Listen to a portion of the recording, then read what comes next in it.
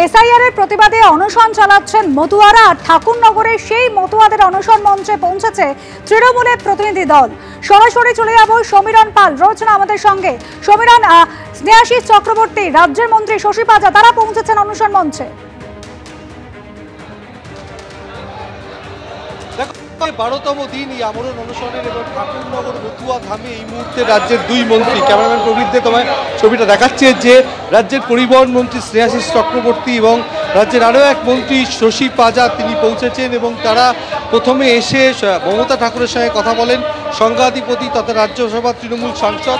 আজকে 12তম দিন অনশনের এবং তারা এসে পৌঁছেছেন এবং মতুয়া মহাসংঘের তরফ থেকে যে এসআইআর এর বিরোধিতা করে যে আজকে যে 12তম দিন অনশন চলছে, তারা বাংলাদেশি কোনো নথি দেবেন না এবং নিঃশর্ত নাগরিকত্বের দাবিতে এই আমরণ অনশন। প্রবৃদ্ধে তোমাকে ছবিটা দেখাচ্ছে যে একে একে অনেকেই অসুস্থ হয়ে পড়েছেন এবং সাধু, পাগল, গোসাই, দলপতিরা তারা এই অনশন মঞ্চে সামিল হয়েছেন এবং তারা আজকে অনশনে এসছেন। একে একে সমস্ত রাজনৈতিক নেতৃত্ব এসছেন। আজকে শাসক দলের তরফ থেকে দুই মন্ত্রী আপনাদের এখানে এলেন, কি বলবেন? না, এখন তো অনেক কথা উঠছিল, তৃণমূল কংগ্রেস থেকে কেউ আসেনি, অনেক কথাই হচ্ছিল, অনেক কথা শুনতে হয়েছিল আমাদের। আমি বারবার করে বলেছি যে অবশ্যই আসবে, আমার তৃণমূল কংগ্রেস আমাদের পাশে আছে, মতুয়াদের পাশে আছে। আজকে সেটা সত্য হয়ে গেল যে একেবারে অনশনে আজ দ্বাদশ দিন। আমাদের প্রতিনিধি যেরকম দেখাচ্ছেন, সেই অনশন মঞ্চে সামিল হচ্ছেন রাজ্যের মন্ত্রী শশী পাজা, স্নেহাশিস চক্রবর্তী, তারা এসেছেন। ভোটারদের সুবিধার জন্য বালুরঘাটে এসআইআর এ হেল্প ডেস্ক করল বিজেপি। বিজেপির এসআইআর এ হেল্প ডেস্কে কেন্দ্রীয় শিক্ষা প্রতিমন্ত্রী সুকান্ত মজুমদার তিনি উপস্থিত ছিলেন। এসআইআর এ হেল্প ডেস্ক এবং তারই পাশাপাশি সিএ ক্যাম্পও চালু। ঠাকুরনগরে সিএ ক্যাম্প, যে ক্যাম্পে উপস্থিত ছিলেন কেন্দ্রীয় মন্ত্রী শান্তনু ঠাকুর। বালুরঘাটে এসআইআর ক্যাম্প, যে ক্যাম্পে ছিলেন কেন্দ্রীয় শিক্ষা প্রতিমন্ত্রী।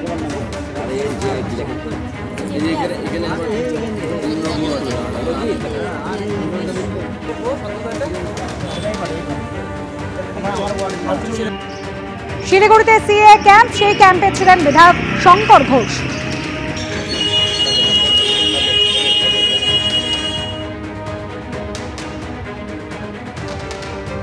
নিয়ে ভারতীয় জনতা পার্টি সাধারণ মানুষকে সহযোগিতা করার জন্য, ফর্ম ফিল আপের জন্য এরকম বিভিন্ন জায়গায় আমরা যে সহায়তা কেন্দ্র, এসআইআর সহায়তা কেন্দ্র, তা আমরা শুরু করেছি। আমরা সবাইকে, দলমত নির্বিশেষে সবাইকে সাহায্য করব এবং সাধারণ মানুষের অনেক সময় ফর্ম ফিল আপ করতে অসুবিধা হয়। ছোটোখাটো জিনিসপত্র, আঠা থেকে শুরু করে অনেক কিছুই সাধারণ মানুষের খুঁজে পেতে বা সেই সময় তাড়াহুড়োর সময় অসুবিধা হয়। আমাদের সমস্ত রকম ব্যবস্থা এখানে থাকবে। আমরা চাইছি যে এসআইআর যেন কিছু রাজনৈতিক দল যারা এসআইআরকে নিয়ে একটা ভয়ের বাতাবরণ তৈরি করার চেষ্টা করেছে, সেই ভয়ের বাতাবরণ যেন এসআইআর না থাকে। এটা গণতন্ত্রের উৎসব। ঠিক যেভাবে আমরা দুর্গাপুজোয় অংশগ্রহণ করি, মানুষ সেইভাবে এটাতেও অংশগ্রহণ করে, কারণ এটাও আমাদের এক গণতন্ত্রের।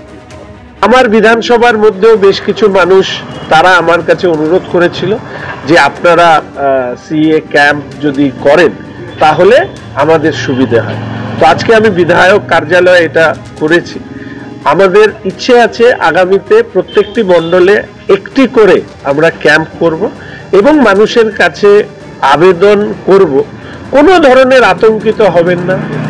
ভারতবর্ষে বাংলাদেশ থেকে আসা হিন্দু শরণার্থীরা তারা ভারতবর্ষের নাগরিক হবার জন্য যা যা প্রয়োজনীয় ব্যবস্থা দরকার তা দেশের সরকার করবে। আমি অনুরোধ করব, যেহেতু আজকে শুরু হলো, অনেকে ফোন করেছিলেন, এখন থেকে এই ক্যাম্প আমার এখানে প্রতিদিন চলবে।